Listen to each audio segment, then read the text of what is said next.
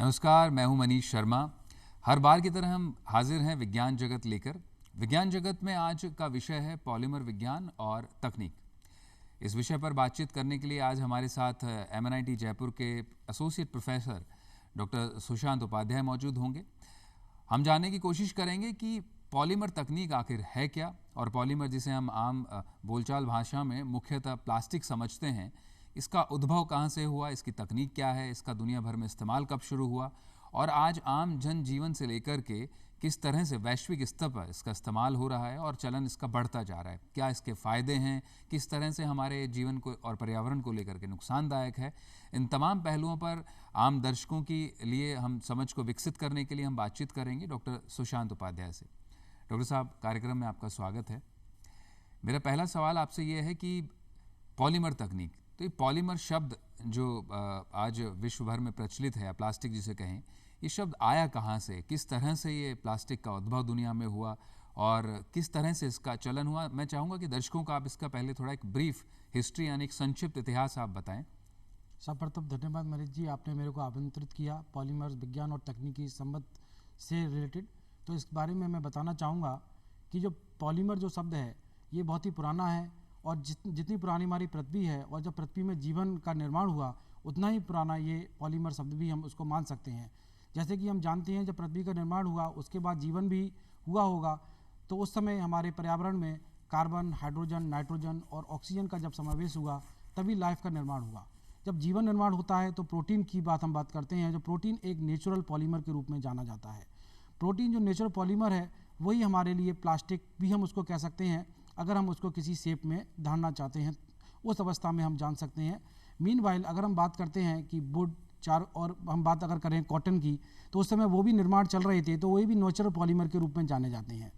मुख्यतः 1500 शताब्दी में पॉलीमर और प्लास्टिक के निर्माण होना शुरू हो गए थे, जिसमें हम बात करते हैं कि बीपिंग वुड को बात करते हैं, जिसमें से पेड़ में से जो बीपिंग वुड जो तेल निकलता है उससे हम रबड़ का भी निर्माण करते हैं। रबड़ भी एक प्रकार का पॉलीमर है।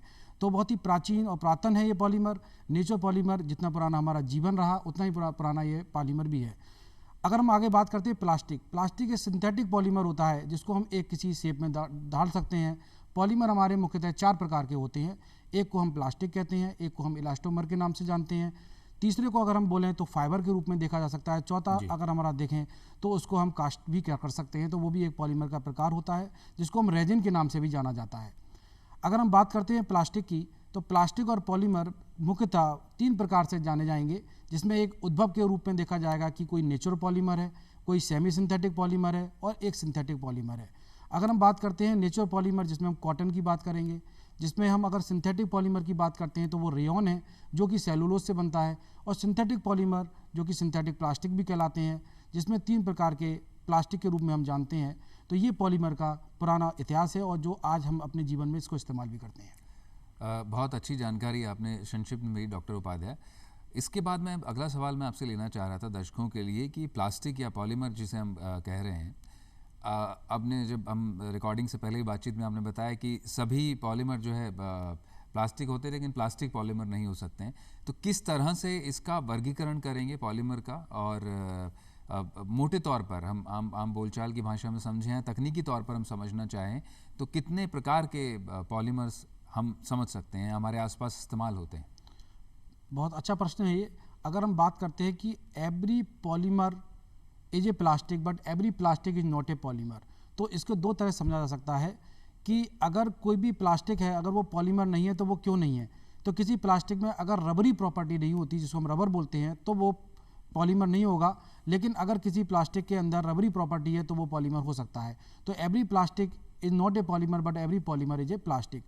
अगर हम आगे बात करते हैं कि प्लास्टिक का वर्गीकरण या पॉलीमर का वर्गीकरण कैसे है, तो ये मुख्यतः 3 या 7 प्रकार से भी किया सकता है। अगर हम 3 प्रकार की बात करें तो 3 प्रकार के प्लास्टिक होते हैं। एक होता है कम्युनिटी प्लास्टिक, जो हम घरेलू स्तर पर इस्तेमाल करते हैं।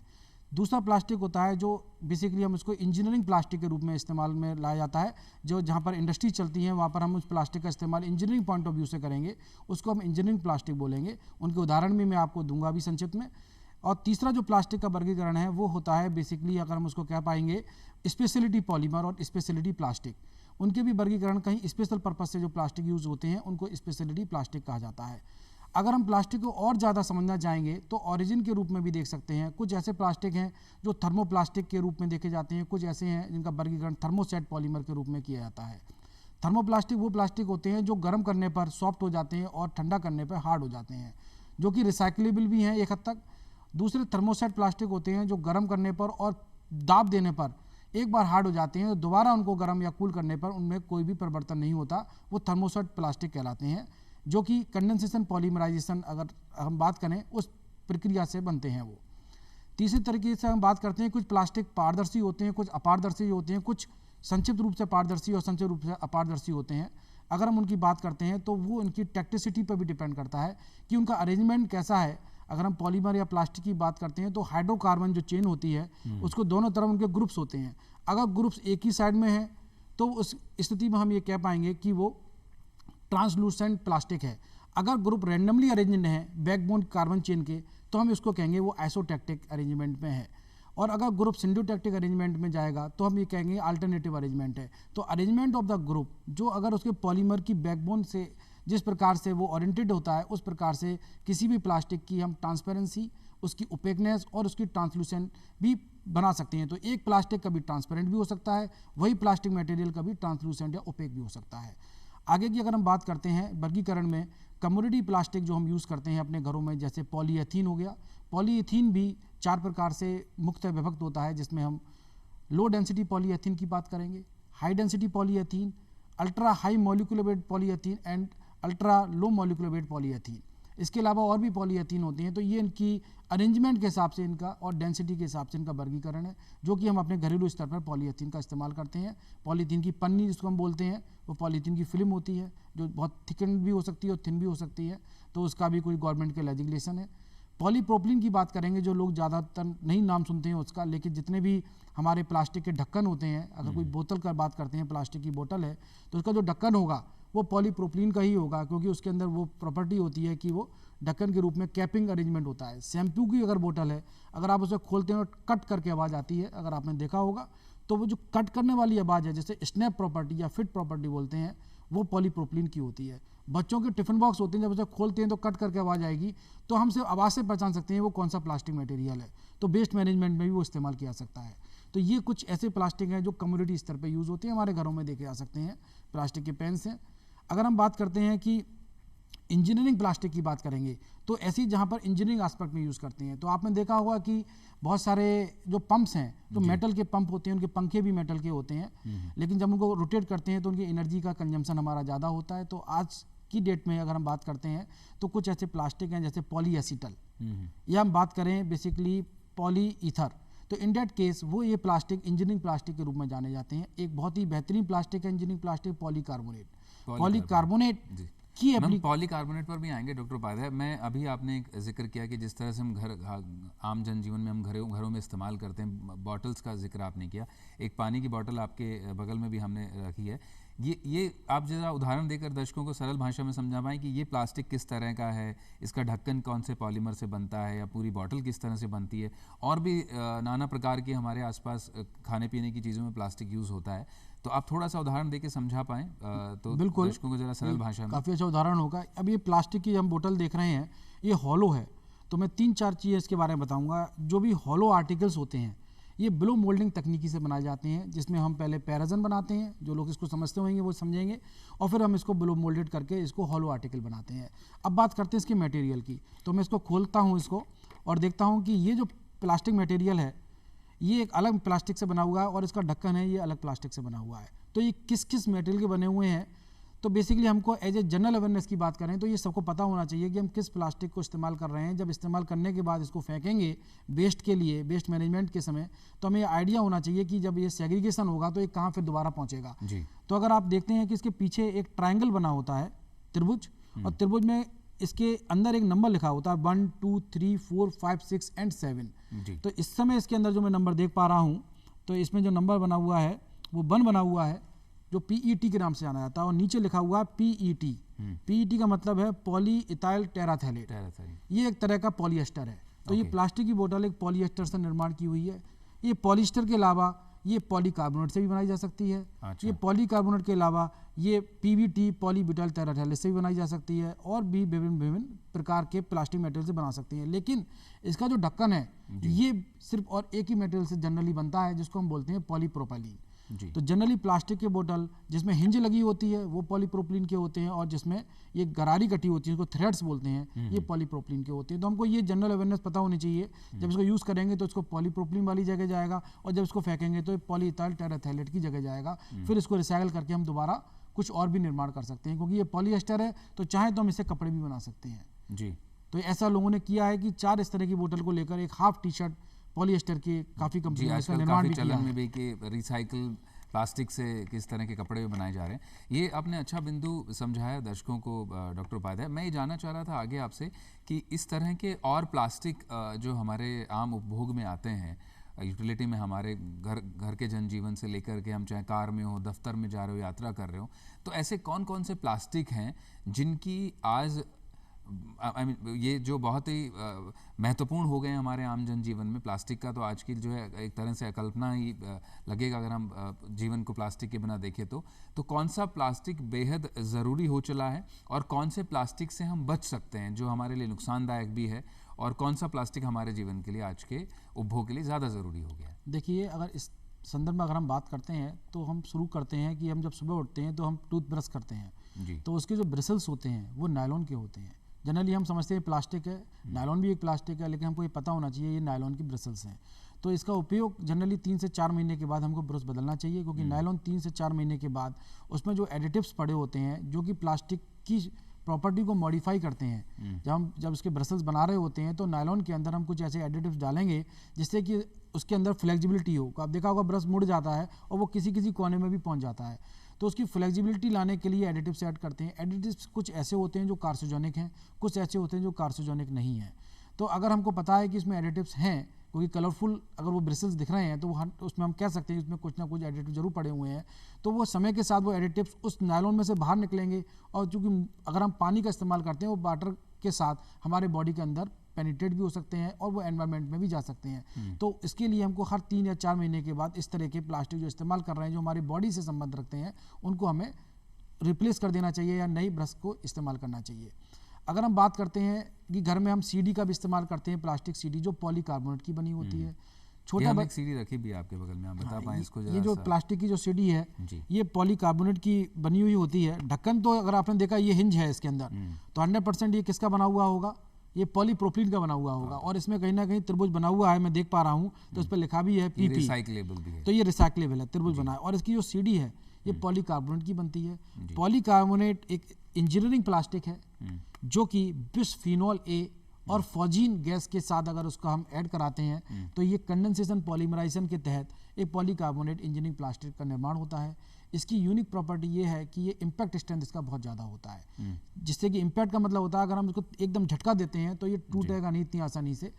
और ऐसे और भी प्लास्टिक है जिनका इम्पैक्ट स्ट्रेंथ बहुत ज़्यादा होता है, जैसे पॉलीस्टाइरीन की बात करें, देसी भाषा में हम उसको थर्मोकोल बोलते हैं जी। थर्मोकोल कहाँ इस्तेमाल होता है, जब आपने कभी कंप्यूटर को परचेज करेंगे या उसका सीपीयू परचेज करेंगे तो जनरली देखा होगा पार्सल के समय थर्मोकोल से चारों तरफ रैप होकर आता है। तो थर्मोकोल क्या है, उस इलेक्ट्रॉनिक्स आइटम को इम्पैक्ट स्ट्रेंथ से बचाता है, तो वो आइटम अंदर से क्रैक नहीं होगा। इसी प्रकार पॉलीकार्बोनेट भी थर्मोकोल जो कि पॉलीस्टाइरीन जाना जाता है उसकी तुलना में ज़्यादा इम्पैक्ट स्ट्रेंथ होती है। इसके अंदर एक यूनिक प्रॉपर्टी ये भी है कि बुलेट प्रूफ भी होता है और ट्रांसपेरेंट भी होता है। तो ये आर्मर के जितने भी जैकेट अगर हम देखेंगे, बहुत सारे जैकेट पॉलीकार्बोनेट के बनते हैं और इसका प्रोसेसिंग टेम्परेचर 300 से 350 डिग्री सेंटीग्रेड पर भी इस पर कोई भी प्रभाव नहीं पड़ता। ये केमिकल रेजिस्टेंस भी होता है। तो जनरली ये ट्रांसपेरेंसी होने के कारण इसने गिलास को भी रिप्लेस किया हुआ है। तो इस तरह के जो प्लास्टिक हैं जो बहुत ही महत्वपूर्ण है इंजीनियरिंग प्लास्टिक में। एक प्लास्टिक आपका होता है पॉलीएसीटल, अगर हम बात करें, जिसके अंदर बहुत ही बेहतरीन गियर प्रॉपर्टी होती है। जो गियर होता है उसके अंदर क्या चाहिए होता है, एक डायमेंशन स्टेबिलिटी, जिससे कि समय के साथ जब उस पर बहुत सारा लोड आ रहा है तो वो डायमेंशनल उसका हमेशा एक जैसा बना रहे, वो डिस्टॉर्टेड ना हो। दूसरी है फैटिग एंड्योरेंस, ज़्यादातर किसी पर फोर्स लगेगा तो उसमें थकान आएगी, तो प्लास्टिक भी थकेगा। तो फैटिग एंडोरेंस भी एक ऐसी उसकी प्रवृत्ति है कि एक अच्छे गियर होने प्रॉपर्टी के लिए एक फैटिग एंडोरेंस होना चाहिए। तो पॉलीएसीटल के अंदर ये प्रॉपर्टी भी होती है। डॉक्टर उपाध्याय, आपने कई तरह के उत्पादों का जिक्र अभी हमारे दर्शकों के लिए किया। मैं जानना चाह, आपने ब्रश से लेकर के और जो हमारे यहाँ पे सुरक्षा उपकरणों तक के प्लास्टिक का इस्तेमाल हो सकता है वो आपने बखूबी हमें समझाया। मैं इस बिंदु पर आपसे आना चाह रहा था कि आप थोड़ा सरल भाषा में से हम और समझा पाएँ और आप तकनीकी पहलू भी इसमें आप ऐड ऑन कर पाएँ कि किस तरह के प्लास्टिक की एक सीमा है, हम उसके इस्तेमाल को हम एक समय के बाद बदल लें कि ऐसे कौन से प्लास्टिक हैं और ऐसे कौन से प्लास्टिक है जिनकी रेजिस्टेंस भी ज़्यादा है और जिनका इस्तेमाल का समय भी ज़्यादा है। ऐसे कौन से प्लास्टिक है जो आप दर्शकों को थोड़ा सा समझा पाएँ कि हम किस तरह से उनको उपभोग के मायने में हम उनका वर्गीकरण कर सकें। तो इस प्रकार अगर वर्गीकरण की बात करते हैं उपयोग के मायने से, तो दो प्रकार से हम कर सकते हैं। एक ऐसी प्लास्टिक है जो रिसाइकलेबल है, एक ऐसी प्लास्टिक है जो नॉन रिसाइकलेबल है, जिसका हम रिसाइकलिंग आसानी से नहीं कर सकते या बिल्कुल भी नहीं कर सकते। तो जो थर्मोप्लास्टिक जो मैंने अभी पूर्व में बताया, ये वो प्लास्टिक होते हैं जो गर्म करने पर सॉफ्ट हो जाते हैं और ठंडा करने पर हार्ड हो जाते हैं। तो थर्मोप्लास्टिक जो है वो रिसाइकलेबल प्लास्टिक हैं, इसको हम कई बार रिपीटेड रिसाइकिल भी कर सकते हैं। तो इस तरह के प्लास्टिक में हम बात करेंगे जैसे कि पॉलीटेट्राफ्लोरोथिलीन है, पॉलीविनाइल क्लोराइड जिसे हम पीवीसी बोलते हैं, ये भी रिसाइकलिंग प्लास्टिक होता है। काफी चलन में भी है पीवीसी। बिल्कुल वो चलन में है क्योंकि इसकी थर्मल इंसुलेशन जो है बहुत अच्छी होती है। इलेक्ट्रिकल पर्पज से हम पीवीसी का वायरिंग के इंसुलेशन में इस्तेमाल भी करते हैं क्योंकि इसका केमिकल और थर्मल रेजिस्टेंस बहुत अच्छा होता है। और इसका आर्क और ट्रैक रेजिस्टेंस की बात करें तो जल्दी ये बेसिकली आग नहीं पकड़ता है। पीवीसी के अंदर क्लोराइड होने की वजह से एक हैलाइड ग्रुप होता है, तो ये आग अगर पकड़ भी लेगा तो लंबे समय तक आग जलती नहीं रहेगी। तो इसमें फ्लेम रिटार्डेंस की अपने आप ही एक प्रॉपर्टी होती है। लेकिन पीवीसी के कुछ उल्टे मायने भी हैं कि चूंकि इसमें क्लोराइड ग्रुप होने के कारण अगर ये गैस फॉर्म में लिबरेट होता है तो हाइड्रोक्लोराइड गैस निकलता है, जो कि लिबरेट होने में हमारे शरीर के लिए हानिकारक और आसपास के वातावरण को थोड़ा सा कार्सिनोजेनिक और टॉक्सिसिटी भी प्रोड्यूस कर सकती है। जी डॉक्टर साहब, जब भी हम प्लास्टिक की बात करते हैं तो इसके नुकसान भी अपने आप में गिनाए जाते हैं और आजकल जब हम पूरे पर्यावरण को लेकर के पूरा विश्व चेता हुआ है, क्लाइमेट चेंज की बात हो रही है, प्लास्टिक वेस्ट की बात हो रही है और बढ़ते हुए प्लास्टिक कचरे की बात हो रही है, तो ये सबसे ज़्यादा बात इस पर होती है कि हमें प्लास्टिक इस तरह का, एक तो सिंगल यूज़ प्लास्टिक की सबसे ज़्यादा सुनने में आता है, तो मैं चाहूँगा कि आप उस पर थोड़ा प्रकाश डालें कि सिंगल यूज़ प्लास्टिक क्या है, दर्शकों को समझाएं और किस तरह से इसका इस्तेमाल हम सदुपयोग करें उसका। और दूसरा मैं ये चाहूँगा आप बताएं कि थोड़ा कि किस तरह के प्लास्टिक रिसाइकल हो सकते हैं, किस तरह के प्लास्टिक नॉन रिसाइकलेबल हैं और किस तरह का हम इनका इस्तेमाल आम जनजीवन में हम इसको समझदारीपूर्ण ढंग से करें। बिल्कुल, पहली बात हम करते हैं single use plastic. Single use plastic वो प्लास्टिक होते हैं जो एक बार यूज़ करने के बाद हम उसको फेंकना पड़ता है। Once we use it then we have to throw it. तो इस तरह के प्लास्टिक को सिर्फ एक बार यूज़ करेंगे, सिंगल यूज़ करेंगे, उसको थ्रो करेंगे।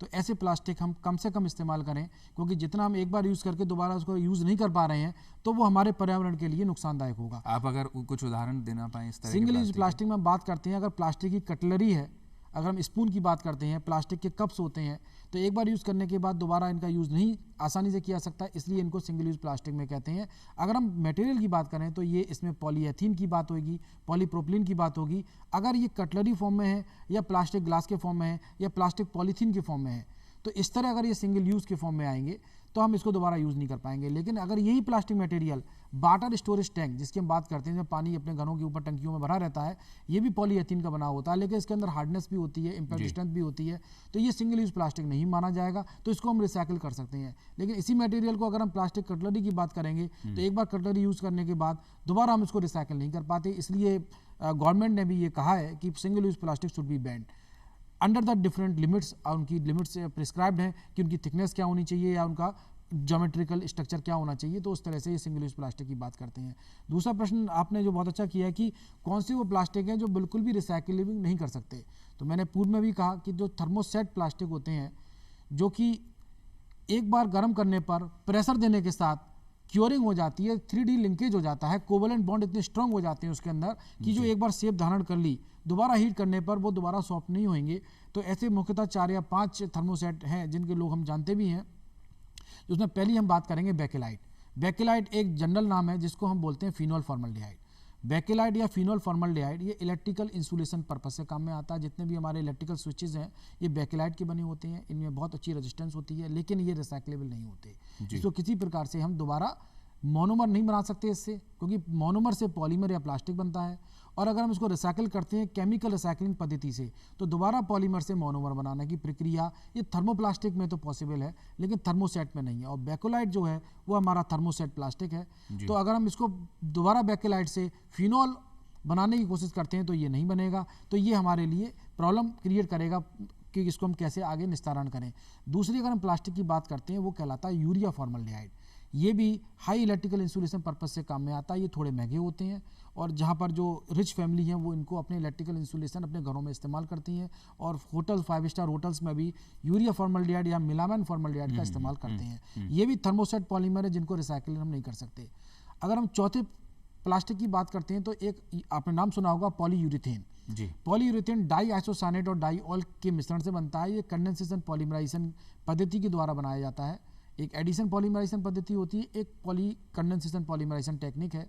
तो पॉली कंडेंसेशन से जनरली थर्मोसेट बनते हैं और जब ये बन जाते हैं तो इसको दोबारा रिसाइकिल नहीं कर सकते। तो पॉलीयूरेथेन की हमने देखा होगा कि सोल भी होती है, पीयू सोल। पीयू के आपने देखा होगा कि जो ट्रक के जो टायर्स होते हैं वो भी पीयू के आते हैं जी। और जो ज़्यादा तेज चलते हैं तो इसमें से आइसोसाइनाइड गैस भी निकलती है, जो मिक बोलते हैं, मिथाइल आइसोसाइनाइड, क्योंकि बनी हुई उन्हीं से होती है ये। तो ये भी एक तरह का थर्मोसेट पॉलीमर है जिसका रिसाइकलिंग आज की डेट में पॉसिबल नहीं है। पांचवी की बात करें तो इपॉक्सी पॉलीमर है, जिसको हम इपॉक्सी प्लास्टिक के रूप में जानते हैं। ये सीलेंट के काम में आता है, एडेसिव के काम में आता है, गास्केटिंग के काम में आता है। तो ये जो इपॉक्सी प्लास्टिक है ये बेसिकली एडेसिव के फॉर्म में यूज़ होता है। और जहाँ हाईली इंसुलेशन हमें देना हो, इंसुलेशन हम पीवीसी से भी करते हैं जो थर्मोप्लास्टिक है, लेकिन कहीं कहीं इंसुलेशन जहाँ ज़्यादा करंट या ज़्यादा वोल्टेज की बात है तो पीवीसी उतनी हाई टेम्परेचर पर सस्टेन नहीं करेगा। तो उस जगह हमने इपॉक्सी की बात करेंगे। इपॉक्सी जितना ज़्यादा यूज़ करेंगे तो वो रिसाइकिल नहीं होगा, तो यूज़ करने के बाद वो हमेशा पर्यावरण के लिए हानिकारक ही है। तो ये इपॉक्सी इस तरह के पॉलीमर है जो थर्मोसेट और नॉन रिसाइकिल। मोटे तौर पर अगर हम समझें तो एक आम नागरिक के तौर पर अगर हम समय से समझना चाहें तो ऐसे कौन से प्लास्टिक हैं जिन्हें हम हमारे घर में इस्तेमाल होने वाले या बाहर इस्तेमाल होने वाले उत्पाद जिन्हें हम रिसाइकिल के लिए जो भी केंद्र हैं उन पर दे सकते हैं, हम अगर पहल करना चाहें तो उन पर रिसाइकिल करा सकते हैं। कैसे इस बारे में हम एक जनरल अवेयरनेस भी बढ़ सकती है कि भाई ये उत्पाद मैंने यूज़ किया, एक इसकी समय सीमा थी, अब मुझे इसके लिए इसे रिसाइकिल के लिए दे देना चाहिए, मुझे रिसाइकिल कर देना चाहिए। तो रिसाइकलिंग का टाइम पीरियड हर एक प्लास्टिक का ऐसा नहीं कह सकते कि 1 महीना 2 महीना, उसके अंदर एडिटिव्स डाले जाते हैं जैसे उसका टाइम का स्पान बढ़ जाता है जी। तो अगर जनरली अगर हम बात करें कि प्लास्टिक को जो रिसाइकिल किए जा रहे हैं, जो पॉलीएथीन जिसको पॉलीथीन भी कहते हैं, पन्नी वाली पॉलीथीन नहीं, जो पॉलीथीन जैसे बाटा स्टोरेज टैंक की बात करी, जैसे हेयर कॉम जनरली नायलॉन का होता है, उसके जो नायलॉन का बना हुआ होगा, पीवीसी का भी बनाते हैं हेयर कॉम, तो वो रिसाइकलिंग किया सकते हैं, जैसे कि आप कंगा जिसे बोलते हैं जी। अगर हम बात करें सीडी है, पॉलीकार्बोनेट की होती है, इसे रिसाइकिल कर सकते हैं। मिक्सी का जार है जी, जो पॉलीस्टाइरीन का भी बनता है और पॉलीकार्बोनेट का भी बनता है जी। अगर ज़्यादा इम्पेलर तेजी से घूमेगा तो वो उसके अंदर जो फूड स्टेप है वो तेजी से मिस्की के जार से टकराएगा तो वो जार टूट भी सकता है। तो अगर हमें ये देखना है कि अगर इम्पेलर की स्पीड बहुत तेज है तो इम्पैक्ट स्ट्रेंथ भी हमें ज़्यादा चाहिए, तो पॉलीकार्बोनेट के मिक्सी के जार होंगे। पॉलीस्टाइरीन में उतनी इम्पैक्ट स्ट्रेंथ होती है लेकिन पॉलीकार्बोनेट की तुलना में उतनी कम है।